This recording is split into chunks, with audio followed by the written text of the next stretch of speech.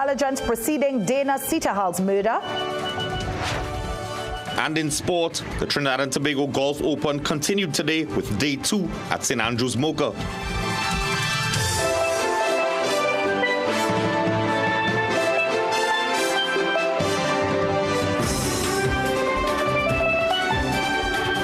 Good evening and welcome. I'm Doris Polo and this is the weekend news here on CNC3. Thanks for joining us.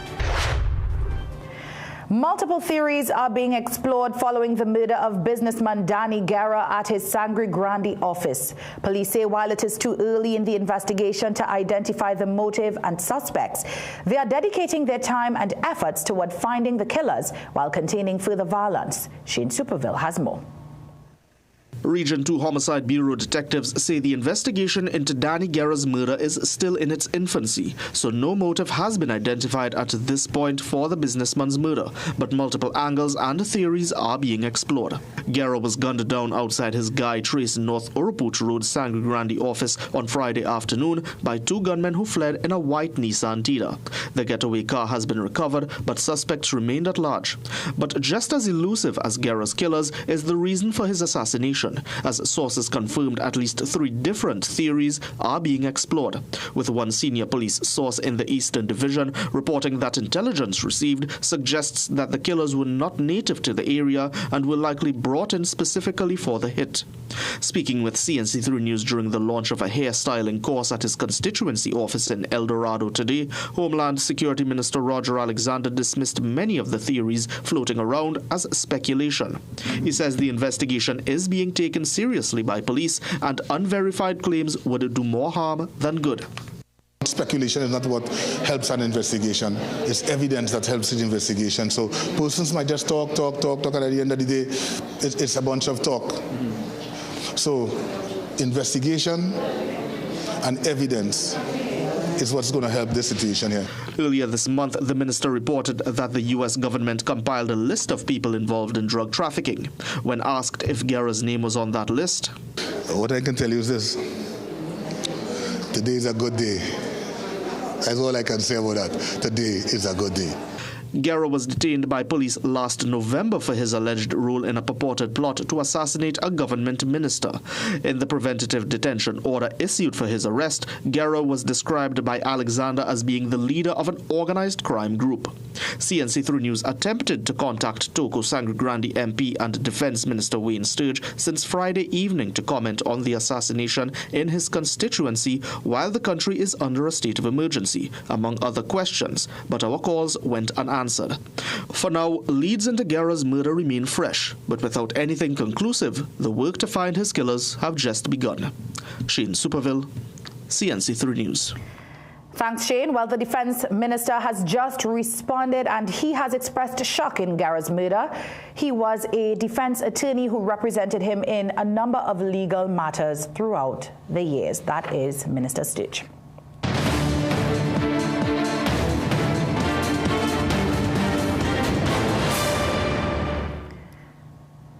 The state of emergency has been extended for another 3 months without opposition support.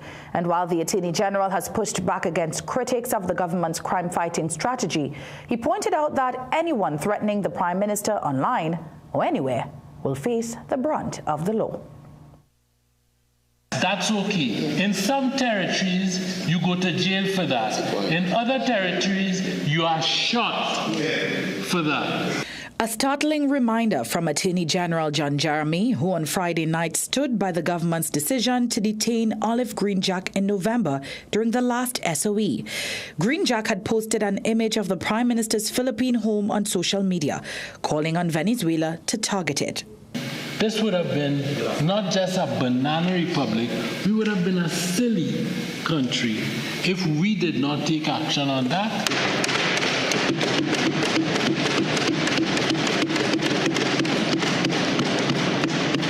And I am proud to see that I had something to do with taking action on that, because that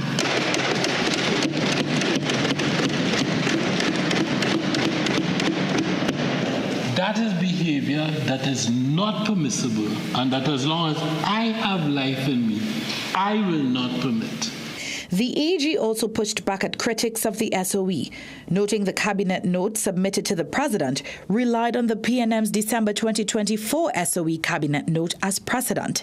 The AG also argued that existing anti-gang legislation was not sufficient to combat the current crime situation. There are serious problems with the anti-gang law, and we have to fix it. There are definitions which are circular, tautologous, and it is impossible. But Senior Counsel Keith Scotland hinged his argument on a prevailing theme among opposition MPs, that there appeared to be no justifiable reason for the SOE or its extension. If crime is down, the vibes were secured, it's the safest carnival in the last 20 years, how are we here now? Energy Minister Dr. Rudal Munilal, however, condemned what he described as the PNM's hypocrisy, insisting that citizens are not being abused. He also warned that failing to address TNT's crime problem could make the nation ungovernable. If we do not watch it and we don't take action like this, Madam Speaker, Haiti could be our future. And we will not have that. We will not have it at all. We will not have a country that is ungovernable, uncontrollable. We will not concede space to the criminal elements. Meanwhile, opposition MP Colm Imbich believes the current SOE could lead to lawsuits targeting the removal of the public order provision, as was done by the PNM after legal action last March. He says it gives the TTPS overly broad powers. Moreover, he says a reduction in murders is not sufficient reason to sustain an SOE. People are fed up of this, absolutely fed up of it. This cannot be the solution. It cannot be that in order to deal with violent crime and violent criminality and gangs and so on, that this is what you have to keep doing over and over and over again. That is not a solution. Despite objections, the SOE was extended with 26 votes for, 12 against, and 0 abstentions. The Congress of the People is supporting the extension of the state of emergency. Political leader Prakash Ramadan says he will back any government action aimed at strengthening the rule of law. This, as he says, the country is at a critical phase where the state must take critical and effective action to combat criminality. The state of emergency was necessary in my view because we cannot continue to play with old rules with a new game. The new criminal and the new entities today do not operate on the basis of respect for law and order. Ramadan labeled the government's previous SOE, which ran from July 2025 to January, a success. He also supports government's alignment with the United States Shield of America's coalition. Furthermore, he welcomes the possible return of the Zones of Special Operations bill. Bring it back.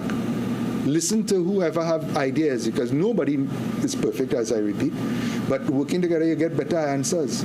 And you probably find a better way to do things. So if they're willing to bring it back, all for it.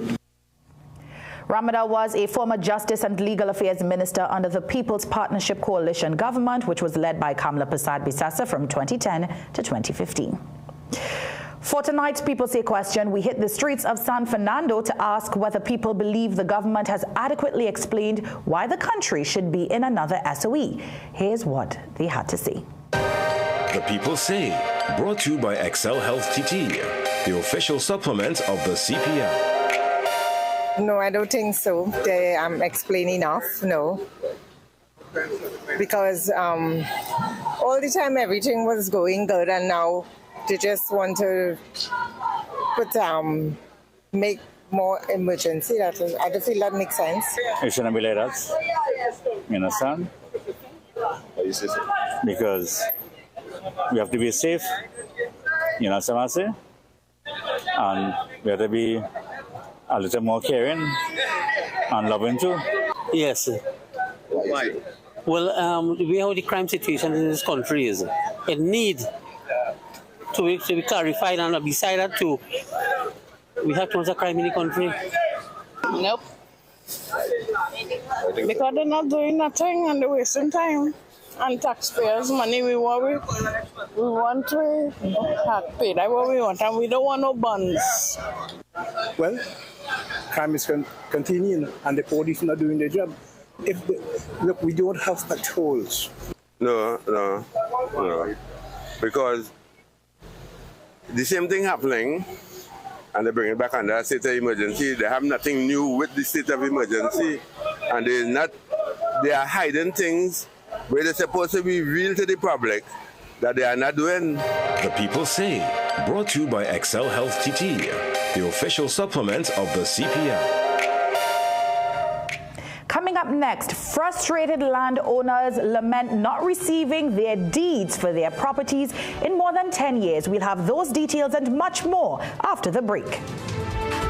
Eid Mubarak from Passad's The Food King. Joyful savings for every home this Eid on Ibis all-purpose flour, 5 kilograms, $29.99. Central Farm Halal duck, £4.99. Halal bone goat, £3.99. Dutch potatoes, £5, $10. Halal mince beef, £4.95. Chana large grain, 2,000 grams, $39.99. Split peas dal, 400 grams, 3 packs for $9.99. Regal seedless dates, 200 grams, $14.99. Fresh harvest sweetened condensed milk, 390 grams, 3 tins for $25. Nestle Carnation evaporated milk, 250 ml, 2 packs, 15. Shake vermicelli wine, 200 grams, 4 packs, $19.99. Flavorite ice cream, 3.2 liters, 2 tubs, $99. Chubby soft drink, 2 cases, $77. Eid Mubarak from Passad's The Food King. Sale ends 22nd March 2026 or while stocks last. Quality value, that's our way. The real Passad's, we're here to stay. The Food King Passad's. Are you preparing your home for Eid this year? Bright Ideas Home Store just launched the biggest Eid sale of the year, and the deals are unbelievable. Towels 4 for $100. Oscar electric kettles from only $75. Irons just $85. Coffee makers from $125. Sandwich makers only $99. Yes, Trinidad, these prices are real, and the savings keep going. Glassware 3 for $22.99. Premium glass set 6 for just $35. Cozy blankets 3 for $100. Hosting family for Eid, Bright Ideas has everything you need. Serveware for the table, beautiful bed sheets, stylish mats and carpets, wall mirrors, food containers, and so much more deals in store. So don't wait. Head to Bright Ideas Home Store today and get your home Eid ready for less. Bright Ideas Home Store. Every home, every season, every day. Bringing happiness home. We honor faith, family, and community with our traditions, our stories. Ramadan. Join us as we journey through the history of masjids in Trinidad and Tobago, discover cherished recipes, and explore the deeper meaning of this holy month. Tune in every Monday at 8 p.m. on CNC3 and listen to Freedom 106.5 FM daily as we shine a light on the historical beauty and significance of Ramadan.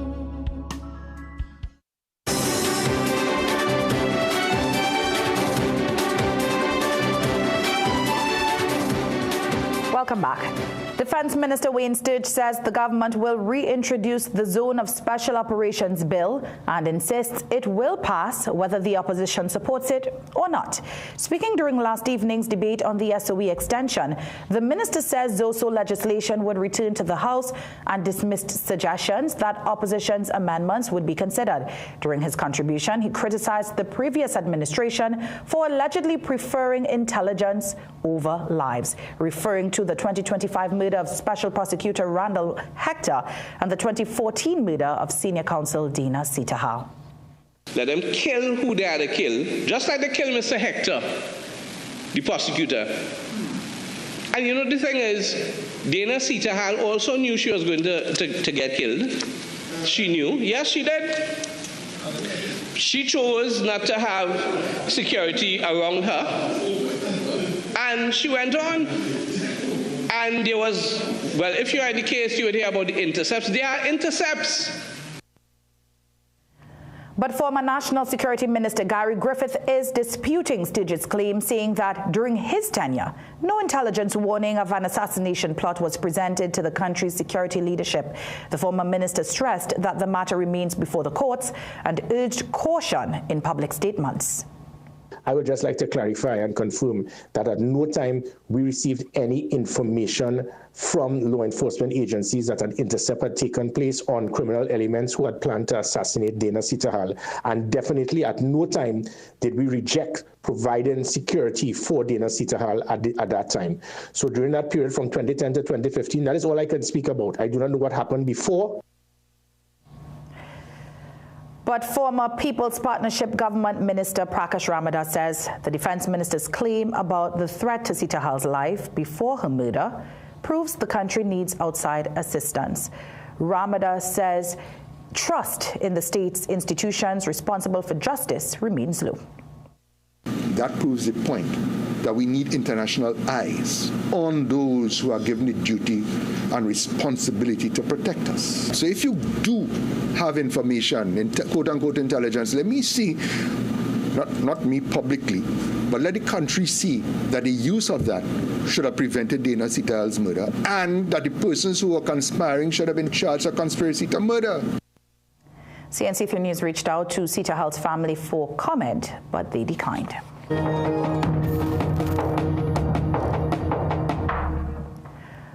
More than a decade after purchasing private land in Longdenville, frustrated landowners are still awaiting their deeds as well as water and electricity connections promised by the developer. Shaliza Hassan Ali and camerawoman Crystal James have more in tonight's report. I never expected this to happen. I trusted Carson Charles.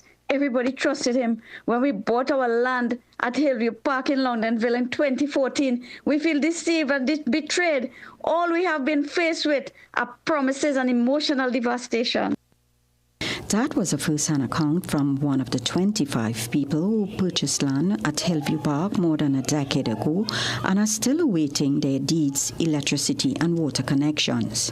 They each bought a lot of land between $350,000 and $400,000 from Policy Consultants Limited, whose chairman is Dr. Carson Charles, a former minister and temporary UNC senator. In 2024, buyers from 3 other areas, Roselac, Santa Cruz, and Claxton Bay, had also complained that after purchasing land from Charles, they could not get their deeds and utility connections. Many of the purchasers were retirees. What should have been a joyful chapter in their lives turned into a nightmare of broken promises and emotional turmoil when they discovered that Charles's company did not have the requisite approvals for the site. The arrangement was within 1 year. We will provide all the infrastructure for the land. 12 years later, they are still in limbo. We keep communicating with them, and they're always giving us one excuse after another. Now their patience is running thin. At this time and age, it kind of heartbreaking and distressing. We have to get something for our money. Linda Mahabir, whose name has been changed, poured all of her retirement funds into this land only to have regrets. In 2016, her attorney, Renal Vishnu Oja Risal, wrote Charles informing him to terminate her contract and return the $400,000 she invested in the land within 30 days. The land was put on the market for sale, but no buyers came forward. Saddled with the land, Mahabir, a cancer survivor, started to build her home, but her money and her hopes dwindled. This is unacceptable. How long do we have to wait for our deeds and to get electricity and water connections on the land we purchased more than a decade ago? We now feel total betrayal by Carson Charles, who sold us this land. You know what? We trusted him as a former government minister. All we have been faced with are promises and emotional devastation. Contacted for comment, Charles said the delay in state approvals held back the project. Charles says the approval process is a nightmare and promised by May the landowners will receive electricity followed by a supply of water. Once all approvals are granted, Charles assured the deeds will be handed over. Shaliza Hassan Ali, CNC3 News.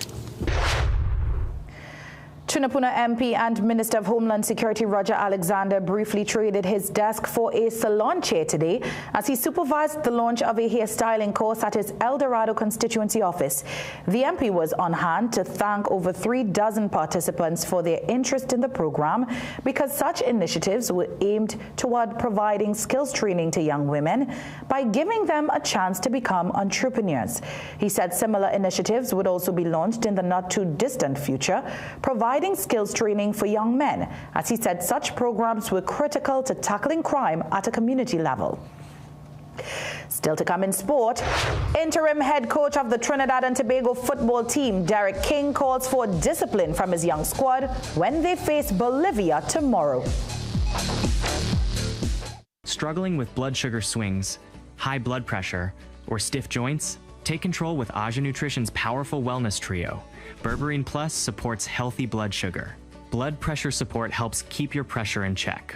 And Joint Aid keeps your joints moving so you can stay active every day. Don't wait. Choose Aja Nutrition for trusted, effective solutions. Available at Pennywise and leading pharmacies nationwide. Feel better, move better, live better with Aja Nutrition. This town isn't as safe as it used to be. You remember that laundromat that burnt down? We offered protection, but they refused. So you're telling me that if I pay you, you'll protect me from...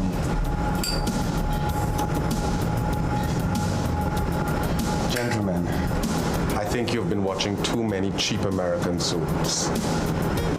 Westwood Park, Saturdays at 7:30 p.m. only on CNC3.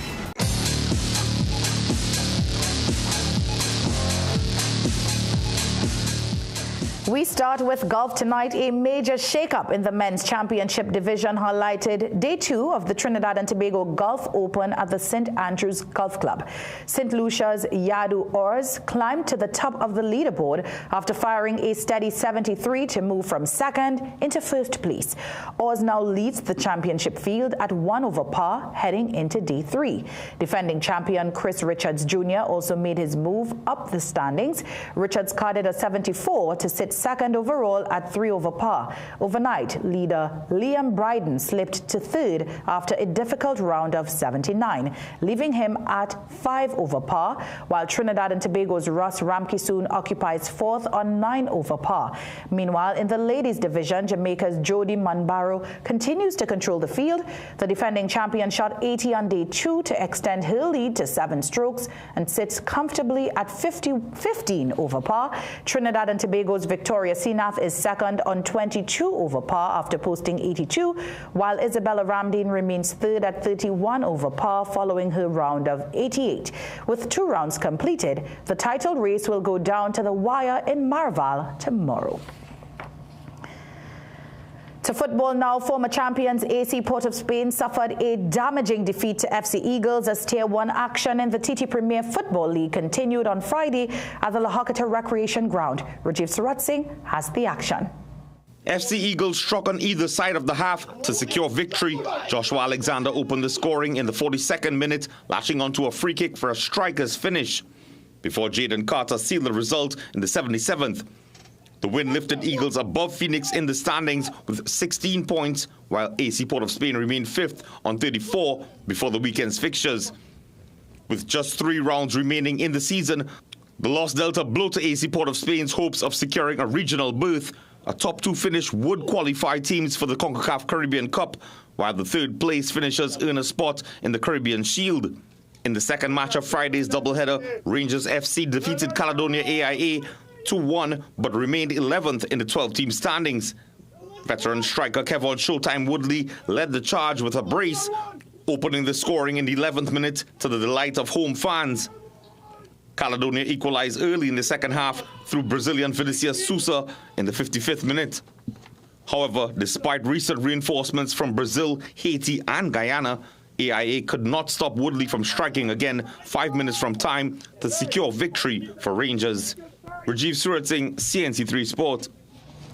Trinidad and Tobago will be represented by a 4-member team at the World Athletics Indoor Championship starting March 20th in Poland. Leading the squad is 2022 World Indoor 400-meter champion Jareem "The Dream" Richards, who will compete in the 400 meters. Joining Richards are 23-year-old sprinter Leah Bertrand in the 60 meters, 27-year-old Tyra Gitton Spotsville in the long jump, and 21-year-old Nathan Cumberbatch in the 800 meters. The team departs Trinidad and Tobago on March 16th.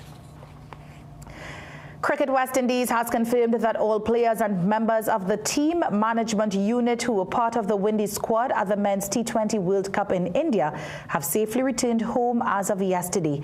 The update follows earlier travel challenges caused by cancellations of chartered flights arranged by the International Cricket Council. According to CWI, alternative commercial travel arrangements were secured earlier this week, allowing players and support staff to gradually complete their journeys over the past several days. Interim head coach of the Trinidad and Tobago football team, Derek King, is calling for discipline and organization from his young squad when they face Bolivia in an international friendly tomorrow. King's squad, made up largely of locally based players, has what he believes is a significant opportunity to prove their worth on the international stage. As players, especially the local-based players, this is what you live for. Really good, top quality. I think Bolivia is a football nation, and I think as younger players, we had to aspire to reach the top. Newcomer 18-year-old Elijah Cordner acknowledges the challenging conditions in Bolivia, but believes it's all part of growing in international football. It's been good. It's been very tough. We've had our first training session yesterday, and the conditions is very tough, but it's international football. You have to adapt to stuff like this, and I think the game, I'm looking forward to the game tomorrow, and I know that maybe I might not play, I might get some minutes, but whatever happens, I'm just looking forward to the experience. On that note, it's time for a break. We'll be right back. Dress like you mean business. At The Working Woman, we bring you stylish, professional looks made for the modern woman. From casual to formal workwear, we've got your professional wardrobe covered. The Israelite Church of God in Jesus Christ, teaching the truth about God's people, God's plans, and the secrets of God, all written within the pages of the Holy Bible, which is the Word of God. Watch The Hidden Truth every Thursday at 5:30 a.m. to 6 a.m. on CNC3.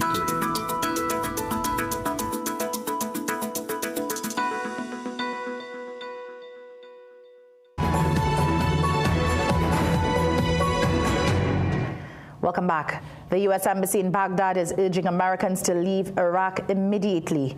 In a message posted online, the embassy cites growing threats from Iran and Iran-aligned militias operating in the region. Officials say U.S. citizens, U.S. interests, and critical infrastructure have already been targeted in recent attacks. The embassy is also warning that Americans in Iraq face an increased risk of kidnapping. The alert comes after a security official reported that 2 drones struck the U.S. Embassy compound in Baghdad on Saturday. The extent of the damage and whether there were any injuries is still unknown. U.S. officials say they are continuing to monitor the situation closely.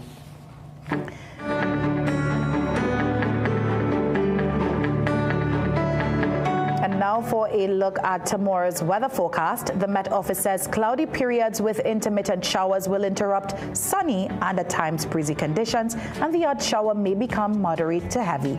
Tomorrow's maximum forecast temperature in Trinidad is 30 degrees, while Tobago will experience a high of 31 degrees Celsius. Thank you for joining and staying with us for the weekend news here on CNC3. I'm Doris Polo. On behalf of all of us at the newsroom, have a great night.